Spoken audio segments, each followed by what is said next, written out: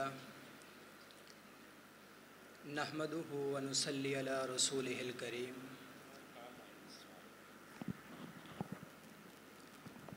أما بعد فأعوذ بالله من الشيطان الرجيم بسم الله الرحمن الرحيم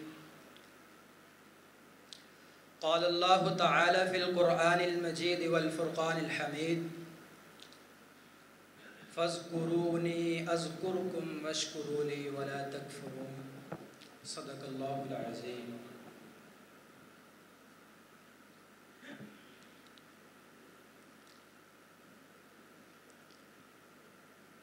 ہر طرح کی حمد و ثنا اللہ احکم الحاکمین کے لیے ہے، جو ساری کائنات کا مالک بھی ہے، خالق بھی ہے، رازق بھی ہے، مشکل کشا بھی ہے، داتا و گنج بخش فیض عالم بھی ہے۔ اور درود و سلام آپ کے اور میرے آقا حبیب کبریا جناب محمد الرسول اللہ صلی اللہ علیہ وآلہ وسلم کے لیے ہے۔ میرے بڑے ہی محترم سامعین اکرام، آج کے اس پرفتن دور میں ہر بندہ ہر چیز ہونے کے باوجود پریشان نظر آتا ہے، اس کے دل کو چین اور سکون راحت نہیں ہے۔ شاید وہ سمجھ بیٹھا ہے کہ اس دنیا کے مال میں اسے راحت ملے گی، تو یہ اس کی سوچ صحیح نہیں ہے، بلکہ رب العالمین نے قرآن مجید میں ارشاد فرمایا فَاذْكُرُونِي أَذْكُرْكُمْ وَاشْكُرُوا لِي وَلَا تَكْفُرُونَ۔ اللہ نے فرمایا تم مجھے یاد کرو، میں تمہیں یاد کروں گا۔ جس بندے کو اللہ یاد کرے، اصل کامیاب تو وہ بندہ ہے نا۔ آج کوئی وزیر اعلیٰ یا وزیر اعظم کسی کو یاد کرے، کسی کا نام لے، اس کا رتبہ کیا ہے؟ اللہ اس دنیا کو بنانے والی ہستی خود کہہ رہی ہے کہ میں اسے یاد کروں گا، شرط کتنی کہ تو مجھے یاد کر، پھر ہر وقت نہیں، چند لمحوں کے لیے یاد کر لے۔ فرمایا اگر کوئی بندہ اکیلا مجھے یاد کرتا ہے، اپنے دل میں یاد کرتا ہے، اللہ فرماتے ہیں میں بھی اسے اکیلا یاد کرتا ہوں۔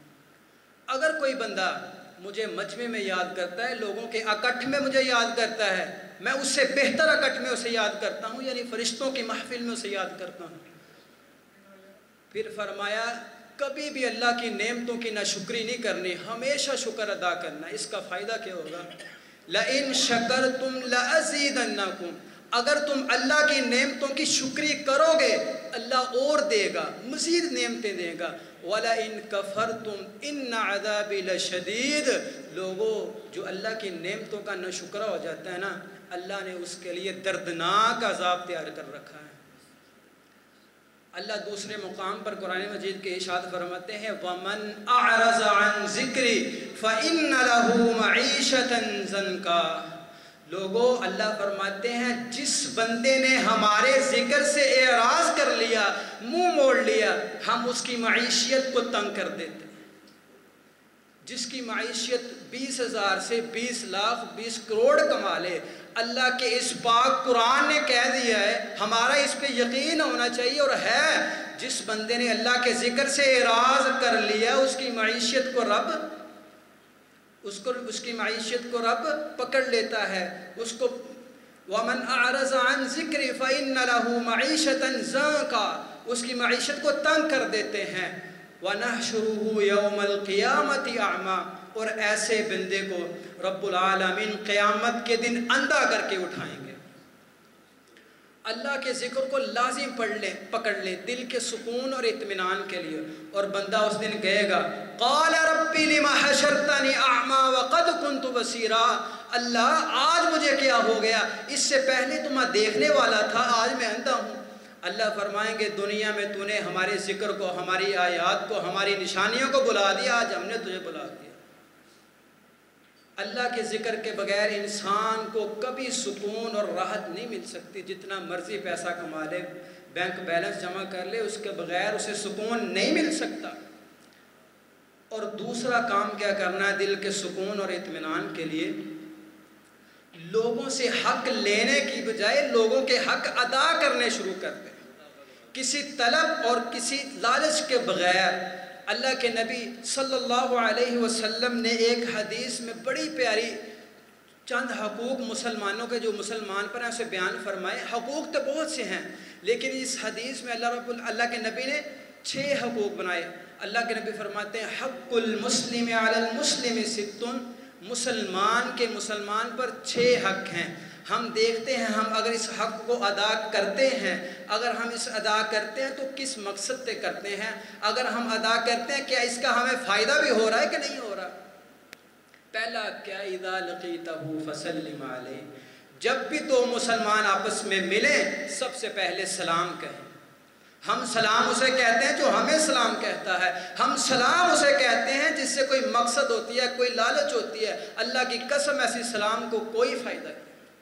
اللہ کی رضا کے لیے آگے بڑھ کے خود اپنی نیکیاں بھی کریں، دوسرے کو بھی نیکیاں دیں. السلام علیکم ورحمۃ اللہ کتنا کا وقت لگتا ہے، ہم اس سے بہت غافل ہیں. دوسرا کام کیا کرنا ہے، اللہ کے نبی نے فرمایا وَإِذَا دَعَاكَ فَأَجِبْهُ، جب کوئی بندہ آپ کو دعوت دے تو اس کی دعوت کو قبول کریں. ہم نہیں قبول کرتے. کیوں نہیں کرتے؟ میں نے دعوت کی تھی وہ نہیں آیا، میں نہیں جاؤں گا. او بھائی تیرا حق ہے، تیرا بھائی ہے، اس کی دعوت، اس نے دعوت کی ہے، تیرا حق ہے کہ تو اس کی دعوت کو قبول کرے. اس نے اپنا حق ادا نہیں کیا، اس کا معاملہ اللہ کے ساتھ ہے. تو کون ہوتا ہے اسے سزا دینے والا؟ تیسرا کام جو کرنا ہے وَإِذَا اسْتَنصَحَكَ فَانصَحْهُ، جب کوئی بندہ آپ سے مسلمان بھائی کو مشورہ مانگے نا تو اسے اچھا مشورہ دینا ہے، اچھی بات کہنی ہے. ہمارے سے برداشت نہیں ہوتا اگر کوئی اچھا کر بھی رہا ہو تو ہمیں اسے الٹی راہ پہ لگاتے ہیں، ہم اس کو الٹی راہ دکھاتے ہیں یہ کہیں یہ کامیاب نہ ہو جائے. اللہ کے نبی نے اس بندے پہ لعنت کی ہے جو بندہ جانتے ہوئے اپنے بھائی کو کہ اس میں تیرا فائدہ ہے اور اس کو پتہ ہو کہ اس کا نقصان اور کہیں کر لے اس میں تیرا فائدہ، اس بندے کے رب کی اللہ کے نبی کی لعنت ہے اس بندے پہ.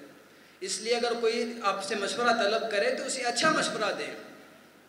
اور چوتھا بندہ، یہ کام تو ہم کرتے ہیں، اس چوتھے عمل کا ہم مسلمان ہونے کا دعویٰ تو کرتے ہیں لیکن ہم میں سے تقریباً 80-85% لوگوں کو اس حق کا پتہ ہی نہیں ہے. اللہ کے نبی نے فرمایا وَإِذَا عَطَسَ فَحَمِدَ اللَّهَ فَشَمِّتْهُ، جب آپ کے کسی بھائی کو چھینک آ جائے تو وہ کہے الحمدللہ، اور اس کے جواب میں کہا جائے یرحمک اللہ، اور جس نے چھینک لی ہے وہ کہے یہدیکم اللہ ویصلح بالکم. یہ عربی کے 4 لفظ ہم یاد نہیں کر سکتے، ہم ویسے مسلمان کہنے کو ہیں.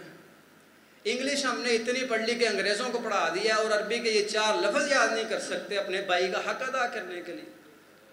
5واں حق جو ہے اللہ کے نبی نے فرمایا وَإِذَا مَرِضَ فَعُدْهُ، جب کوئی بھائی آپ کا بیمار ہو جائے تو اس کی عیادت کے لیے جاؤ، اس کا حال دریافت کرو، اس سے پوچھو تم آ نہیں رہے مسجد میں، نماز پڑھنے نہیں آ رہے.